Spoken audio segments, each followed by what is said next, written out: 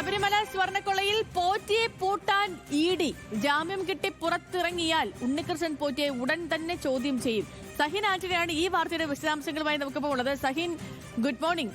ഈ ശബരിമല സ്വർണ്ണക്കൊള്ള കേസുമായി ബന്ധപ്പെട്ടുകൊണ്ട് ജാമ്യം തേടി നിൽക്കുന്ന ഉണ്ണികൃഷ്ണൻ പോറ്റി ഇന്ന് ഒരുപക്ഷെ ജാമ്യം ലഭിച്ച് പുറത്തിറങ്ങാനുള്ള സാധ്യതയുണ്ട്.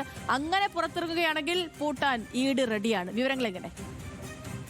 തീർച്ചയായിട്ടും സേതു, അങ്ങനെ തന്നെയാണ്. കാരണം ശബരിമല സ്വർണ്ണക്കൊള്ളയുമായി ബന്ധപ്പെട്ടുകൊണ്ട് എൻഫോഴ്സ്മെന്റ് ഡയറക്ടറേറ്റ് ഉദ്യോഗസ്ഥർ നോട്ടം വിട്ടു വെച്ചിരിക്കുന്ന പ്രധാന പ്രതികളിൽ ഒരാളാണ് ഉണ്ണികൃഷ്ണൻ പോറ്റി.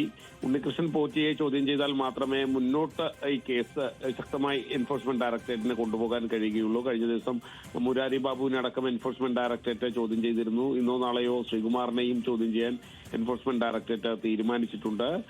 ഇതിനിടയിലാണ് ഉണ്ണികൃഷ്ണൻ പോറ്റിക്ക് ഇന്ന് ജാമ്യം ലഭിച്ചാൽ ഇയാളെ ചോദ്യം ചെയ്യുന്നതിന് വേണ്ടിയുള്ള സമൻസ് എൻഫോഴ്സ്മെന്റ് ഡയറക്ടറേറ്റ് നൽകും. കാരണം ആ സമൻസ് എല്ലാം എൻഫോഴ്സ്മെന്റ് ഡയറക്ടറേറ്റ് തയ്യാറാക്കി വെച്ചിരിക്കുകയാണ്. ഉദ്യോഗസ്ഥർ സമൻസ് തയ്യാറാക്കി കഴിഞ്ഞിരിക്കുന്നു.